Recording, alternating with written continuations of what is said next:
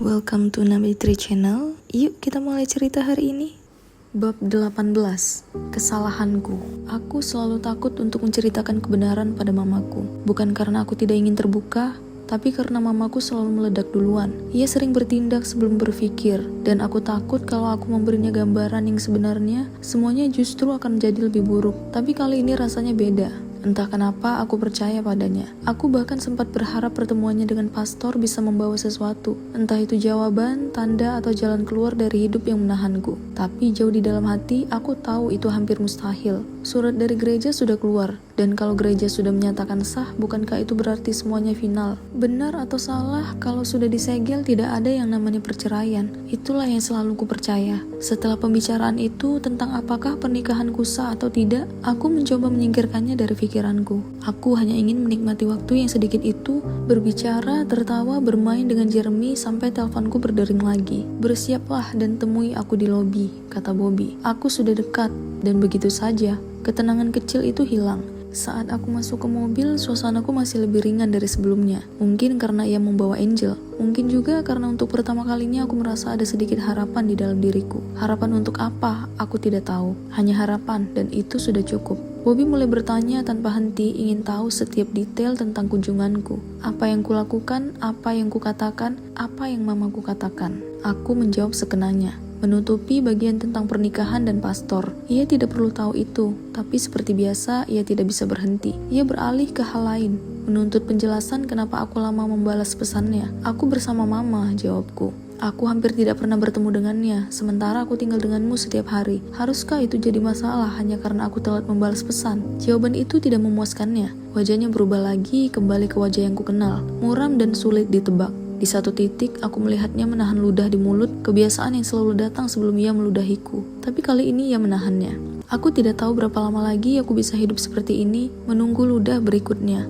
Selalu waspada, selalu takut. Kami sampai di rumah, ia duduk di sofa di depan televisi seperti biasa. Saat ia menyalakan TV, langsung muncul acara gosip. Wajah yang familiar muncul di layar. Zain, pacarku sebelum Bobby, yang dulu selalu berlebihan dalam segala hal. Beritanya tentang kekerasan, pacarnya melapor ke polisi. Aku tidak kaget melihatnya. Sejak awal aku sudah merasa ada yang tidak beres dengannya. Ia bukan hanya dramatis, tapi juga mudah marah, dan tidak mengejutkan kalau akhirnya ia melampaui batas. Aku masih memikirkan itu ketika Bobby, yang tak jauh berbeda darinya, ikut berkomentar. Hah? Itu mantanmu? Jijik kayak banci, beraninya cuma sama perempuan. Ucapan itu membangkitkan sesuatu di dalam diriku. Aku teringat masa awal hubungan kami, ketika di depan mamaku ia berkata bahwa satu hal yang tidak akan pernah ia lakukan adalah memukul perempuan. Katanya hanya pengecut yang memukul perempuan. Ia bahkan pernah bilang ada satu tangannya yang tidak boleh dipakai untuk memukul orang, entah tangan kanan atau kiri. Ada garis lurus di telapak tangan yang katanya pertanda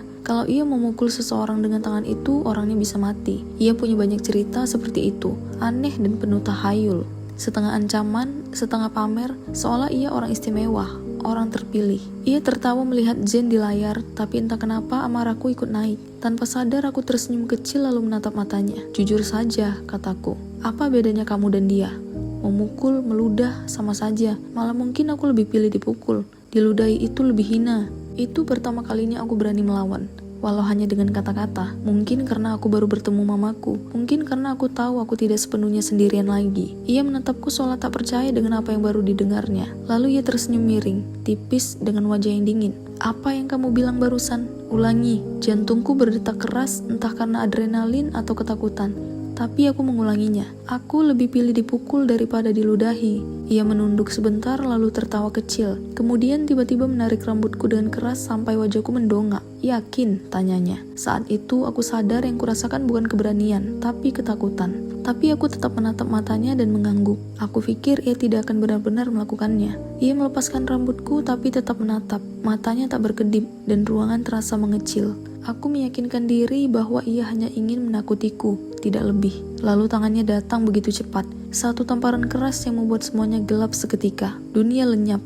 Hanya ada denging panjang di telingaku. Saat kesadaranku kembali, aku baru sadar apa yang terjadi. Ia baru saja menamparku.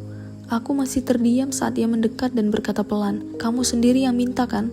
Mulai hari ini aku janji tidak akan pernah meludahi kamu lagi." Ia mengatakannya sambil tersenyum, senyum aneh yang tidak sepenuhnya manusiawi. Lalu ia menambahkan kalimat yang sering ia banggakan. Kamu tahu aku menjual bukti, bukan janji. Dan benar saja, sejak malam itu ia memang tidak pernah meludahiku lagi. TV masih menyala, suara tawa pembawa acaranya bergema seolah dunia tidak terjadi apa-apa. Keponakannya yang sedang belajar Mandarin dengan neneknya di bawah tiba-tiba diam. Rumah ikut sunyi. Tamparan itu begitu keras sampai terasa seperti tembakan. Setidaknya bagiku, tamparan itu bukan kehilangan kendali, itu keputusan, aturan baru. Dalam pikirannya ia tidak melanggar batas, ia hanya mengganti cara. Sejak malam itu setiap memar akan ia sebut sebagai pilihanku sendiri. Tak lama setelah bunyi di telingaku reda, mamaku mengirim pesan. Katanya ia sedang dalam perjalanan menuju gereja untuk mencari tahu. Kata-katanya kembali terngiang tentang bagaimana pernikahan Katolik tidak bisa sesederhana itu, bahwa ini bukan Las Vegas. Selama ini aku bertahan karena takut dosa,